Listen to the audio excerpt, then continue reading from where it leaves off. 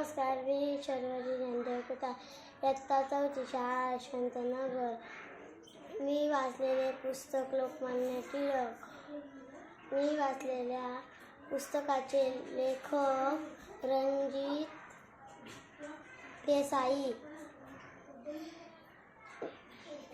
भारताच्या स्वातंत्र्य लढ्यात अत्यंत महत्त्वाची भूमिका बजावणारे तेजस्वी पुरुष लोकमान्य टिळक होय. त्यांचे नाव बाळ गंगाधर टिळक होय. त्यांचा जन्म रत्नागिरी जिल्ह्यातील चिखली गाव येथे झाला.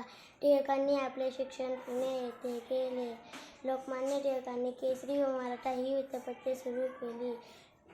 लोकमान्य टिळक जहाल गटाचे होते. स्वातंत्र्य मागून मिळवणार नाही, ते झगडूनच मिळवले पाहिजे असे त्यांचे मत होते.